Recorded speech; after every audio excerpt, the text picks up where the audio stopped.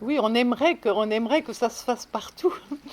Hein. Mais c'est vrai que ça demande, euh, pour en arriver là, il faut en amont.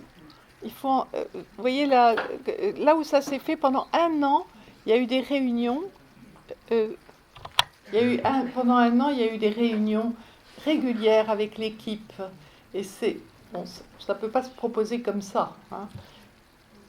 C'est vraiment tout un travail en préparatoire. Un Les bon mots, oui. les bons mots. En, en tout cas, ce que vous dites, c'est un bon exemple justement de ce déni de la mort, hein, puisque j'imagine que vous recevez le résident et sa famille. Voilà. Peut-être que, peut-être d'abord, je pense, c'est peut-être pas nécessaire de les recevoir ensemble. Enfin, je ne sais pas si c'est possible, parce qu'effectivement, ça fausse les choses, je crois. Les familles se sentent très coupables d'aborder la question de la mort. Hein. Elles sont pas au clair avec ça, donc je pense qu'il y a peut-être un travail à part à faire avec elles, alors que le résident peut-être est beaucoup plus au clair, hein, euh, beaucoup plus au clair et que on peut dire, bah, voilà, vous, vous entrez, euh, vous entrez dans cet établissement et puis bah, peut-être qu'un jour, on veut dire, peut-être qu'un jour les choses peuvent s'aggraver. Moi, j'ai souvent employé le terme d'aggravation. Les choses peuvent s'aggraver, bon, et que si, comment est-ce que vous aimeriez qu'on prenne soin de vous à ce moment-là? Les gens entendent. Si le mot fin de vie est trop brutal, euh, et alors, ce qui est intéressant, c'est que vous savez, aujourd'hui, il y a un constat. Moi, c'est ce que j'ai parlé avec une députée, j'ai été auditionnée à l'Assemblée. Il y a un constat d'échec sur les directives anticipées. Les gens ne veulent pas les remplir. Ça ne marche pas. Les ARS disent ça, ça ne marche pas, ça ne fonctionne pas, les directives anticipées. Et on comprend parce que les gens sont réticents à savoir écrit sur un papier des choses qu'ils pensent à un moment T. Et puis, même si on dit qu'on peut en changer, mais une fois que c'est écrit, c'est écrit. Les gens n'ont pas confiance dans les directives anticipées et ça ne marche pas. Et lorsque j'étais à l'Assemblée, avec Emmanuel Hirsch et Véronique Fournier, nous étions auditionnés et nous disions que on devrait remplacer ça par des discussions, par des entretiens anticipés, des discussions anticipées, c'est-à-dire parler sans que ce soit nécessairement consigné dans un document, c'est-à-dire en parler d'abord. Parce que tout ce que vous dites là, c'est très brutal de devoir remplir un papier administratif. Et on comprend que les gens euh, n'aient pas envie. Donc ça demande déjà d'en parler, de parler de ce qu'on souhaite pour... Moi, j'ai cette chance aussi de pouvoir, d'avoir pu, dans des résidences pour personnes, les résidences Domitis, où les gens sont autonomes, mais quand même très âgés, entre 80 et 100 ans, d'avoir établi un parcours, L'aventure de vieillir, qui est le titre de mon dernier livre, mais dans lequel il y a toujours un atelier sur la mort et le mourir, justement pour dire qu'on ne peut pas envisager cette aventure de l'âge sans vraiment se mettre en face de cette question. Et là, j'ai un cercle de personnes qui ont entre 80 et 100 ans, et je leur dis, mais parlons-en, parlons de ce que vous, voilà, de ce que c'est pour vous, comment vous voyez les choses, de ce que vous souhaitez. Vous voyez les mots que je, puisque bon, nous sommes tous mortels, et je commence comme ça en disant nous sommes tous mortels et nous savons que ça peut arriver un jour. Alors, est-ce qu'on peut en parler au lieu de mettre ça dans un coin? Et je peux vous dire que ils sortent tous de cette heure et demie dans laquelle on a échangé ensemble. Ils sont tous soulagés. Ils le disent. Oh, ça nous a fait du bien d'en parler. Alors, je ne dis pas qu'on est abouti mais ils échangent sur ce qu'ils souhaiteraient pour eux-mêmes. Et c'est là que que j'entends souvent que mourir dans la dignité, c'est pour eux. Alors, j'en ai dit un petit mot dans mon introduction, mais j'ai fait une tribune dans Le Monde il y a pas longtemps sur le respect du refus de s'alimenter. Parce que vous avez des personnes très âgées qui n'ont plus faim. Et elles veulent juste qu'on ne les force pas. Elles veulent glisser doucement. Elles ne veulent pas aller à l'hôpital. Dans leur lit, elles veulent glisser doucement. Juste qu'on leur foute la paix. Qu'on les laisse glisser. Elles ne veulent pas qu'on les force. Et c'est ce que j'ai appelé l'anorexie finale, parce que j'en ai été témoin personnellement aussi pour ma belle-mère. Je sais qu'on ne souffre pas, que c'est une façon aussi d'aller vers sa mort, d'être sujet de sa mort, d'y aller doucement. Ce n'est pas du tout violent pour l'entourage, parce qu'on a le temps de parler. Justement, le temps du mourir est respecté dans l'anorexie finale. On peut parler, dire ce qu'on a à dire, échanger. Et puis, on s'éteint doucement, parce que le corps n'étant plus alimenté, il n'a plus d'énergie. Et je pense que on dit beaucoup de choses fausses là-dessus. Quand j'en parle, on me dit, mais vous vous rendez compte, vous voulez que les gens meurent de faim et de soif, mais ils n'ont plus faim, ils n'ont même plus soif. Ils ont juste une sécheresse des lèvres qui demande à être humectée, peut-être un peu d'eau, peut-être un peu de chocolat chaud, mais vous voyez, on ne pose pas une perfusion à quelqu'un qui dit « laissez-moi partir tranquillement ». Et je le répète, moi je ne suis pas médecin, mais je sais que les médecins sont derrière moi, les médecins de soins palliatifs, ce n'est pas douloureux. Ce n'est pas douloureux de mourir comme ça. Donc vous voyez ça, les personnes, quand j'en parle dans ces résidences, elles me disent toutes, c'est comme ça qu'on veut mourir. Leur directive anticipée, c'est ça. Quand on sentira que c'est le moment, et on veut pas se retrouver à l'hôpital avec des perfusions, on veut juste pouvoir glisser doucement. Et qu'on respecte ça. Et donc j'ai écrit cette tribune dans Le Monde qui est récemment, parce que je pense que ça fait partie aussi du débat, de respecter cela. Bien sûr, nous, ici, nous cesserions demain de nous alimenter, que ça serait la même chose, nous avons des corps pleins d'énergie, mais une personne très âgée qui diminue, dont on sent qu'elle diminue, puis elle a de moins en moins faim, elle a de moins en moins d'appétit, elle n'a plus envie. On arrive à ces stades où la personne, en fait, on ne meurt pas toujours d'un cancer on peut mourir tout simplement d'usure, de vieillesse. Ça existe souvent. Hein. D'abord, c'est vrai qu'on devient médecin pour soigner les autres, pour les guérir. Le corps médical vit la mort comme un échec, déjà. C'est un échec. Hein. Parce nous sommes au XXIe siècle, dans un monde où la médecine est très technocentrée. Hein. Les études médicales, on apprend, et c'est d'ailleurs magnifique, parce que je veux dire, les opérations que l'on fait, comme on les fait maintenant, il y a eu des progrès scientifiques extraordinaires. La technique est extraordinaire. Donc la médecine est centrée vraiment sur la technique. Hein. Et donc, dans les études, alors c'est très... Je ne peux pas généraliser, puisque je vous dis, il y a des facultés dans lesquelles il y a 40 heures de formation aux soins palliatifs, au traitement de la douleur, à l'accompagnement des mourants, à la psychologie du mourant. Et puis d'autres, c'est 2 heures. Donc vous imaginez bien que le médecin qui n'a eu que 2 heures, il ne sait quasiment rien. On ne lui a pas appris, ni à dialoguer avec une personne qui se sait atteinte d'une maladie sûrement mortelle. Comment on dialogue avec quelqu'un qui sait que sa maladie va conduire à la mort? Pour le médecin, d'abord c'est un échec. Il va essayer tout ce qu'il peut pour essayer de retarder cette échéance, hein, d'une part. Et puis devant je dirais la réalité, il n'a pas les mots, il n'a pas appris. Hein.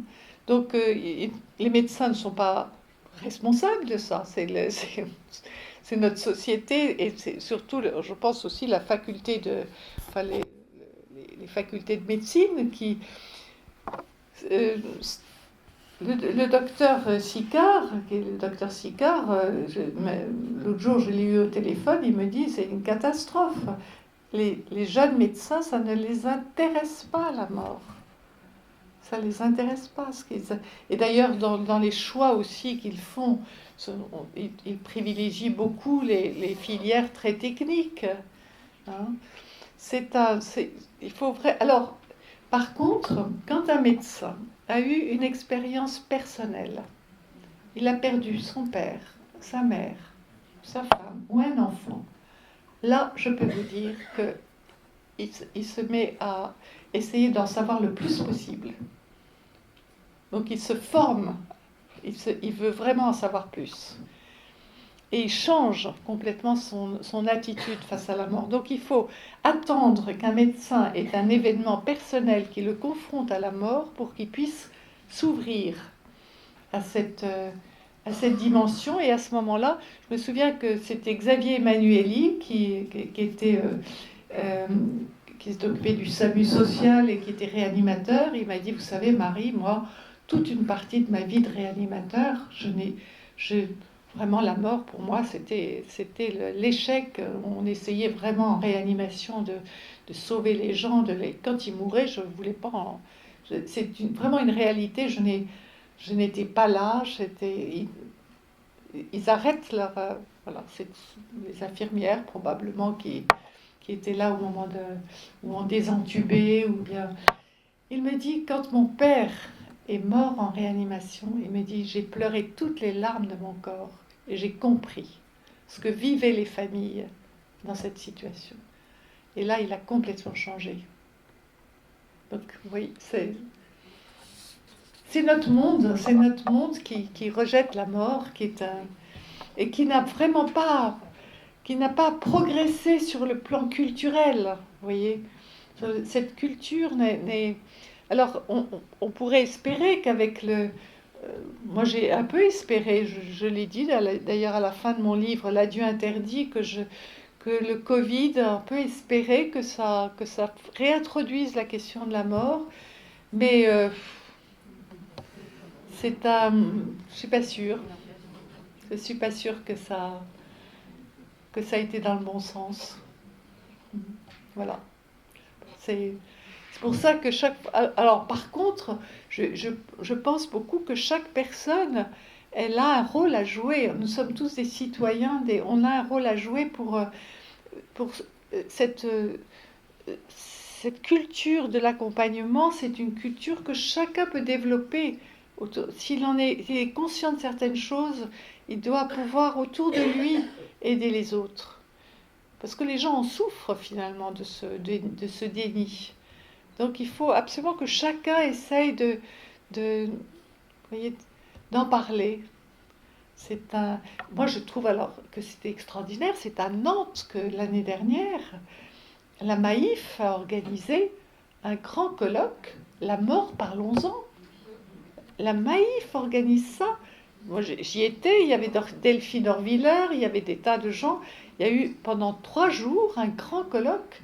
Et j'ai trouvé que c'était rudement audacieux, ce titre, La mort, parlons-en. Vous voyez, c'est des initiatives comme ça qui font avancer les choses.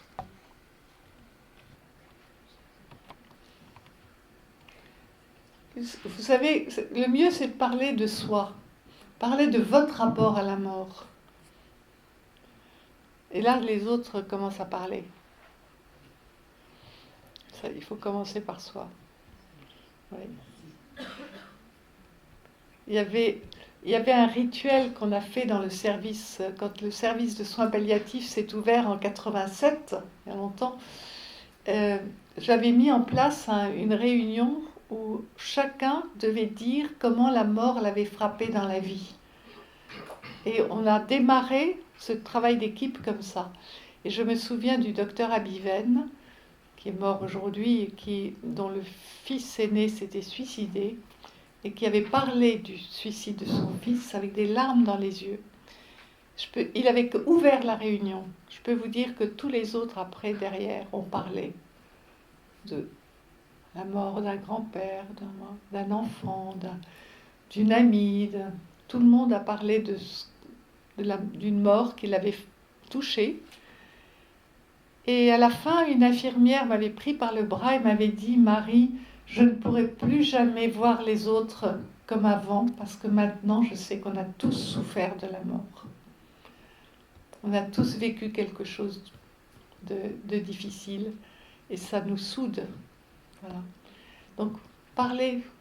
Si vous parlez de votre rapport à la mort, vous allez voir, elle va en parler. Hein.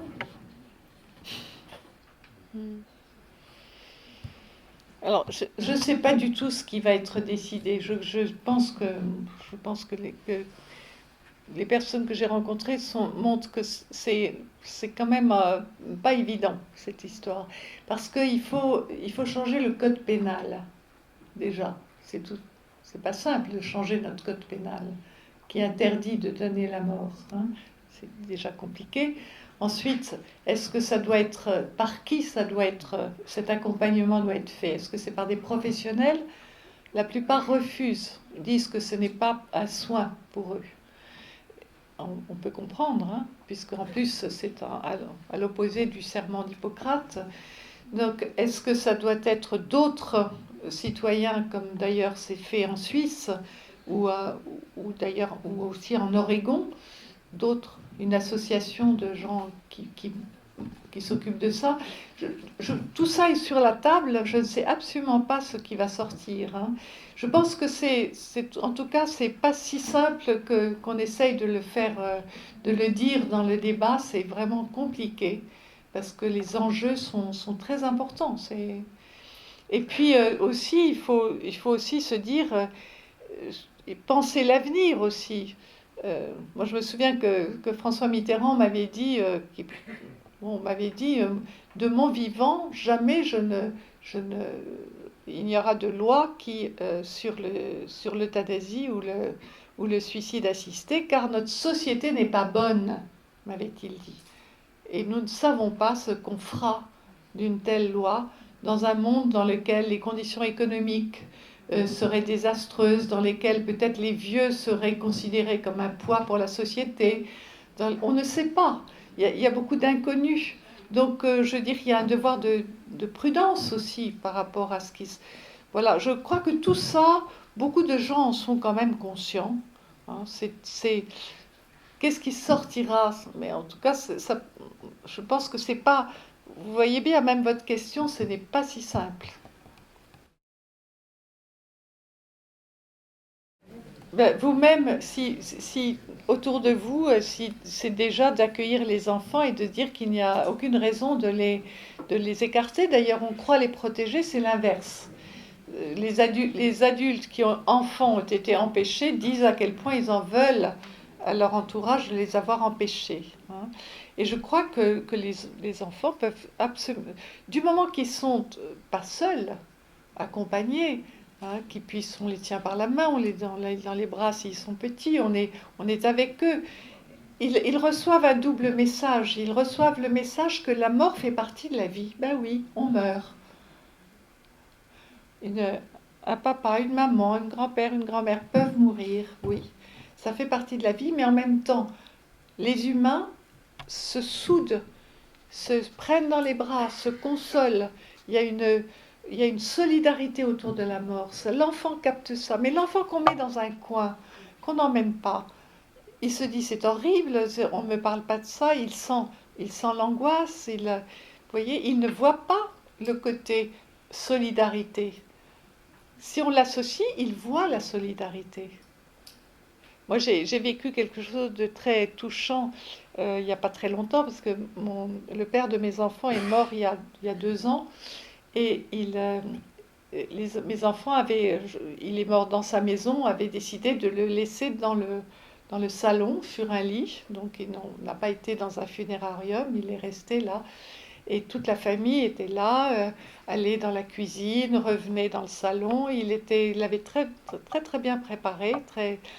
Et puis je suis arrivée, et je suis arrivée, donc il y avait mon petit-fils de 5 ans qui était là, et j'ai embrassé mon mari, donc mon ex-mari, je lui ai parlé, et, euh, et mon petit-fils m'a dit, mais il m'appelle Mamouchka, Mamouchka, mais tu lui parles, mais il ne peut pas t'entendre, il est mort. Je lui ai dit, tu as raison, avec les oreilles de son corps, il ne m'entend pas, c'est sûr, mais avec les oreilles de son âme, il m'entend peut-être. Et je lui ai dit, tu peux lui parler. Donc j'ai vu mon petit-fils parler à son grand-père, et, euh, et, et plus tard, quelques temps plus tard, à l'Île-Dieu, parce que j'ai une maison qui est pas loin d'ici, à l'Île-Dieu, pendant que je l'ai entendu dire à sa mère, tu sais maman, eh bien je parle à mon papa et je lui demande de m'aider à grandir. Voilà. Un bon exemple de associer les petits et leur dire qu'ils peuvent parler aux morts aussi. Hein, et leur demander de l'aide et de leur demander protection. Bien sûr, c'est rire. Peut-être que c'est le moment de repartir le cœur léger. En tout cas, merci infiniment Marie de Henzel pour votre présentation, vos témoignages.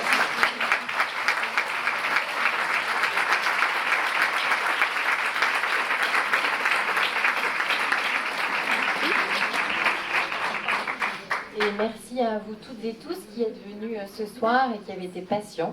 On est très heureux d'avoir pu conduire ensemble ce temps de réflexion. Bonne soirée à toutes et à tous. Merci beaucoup.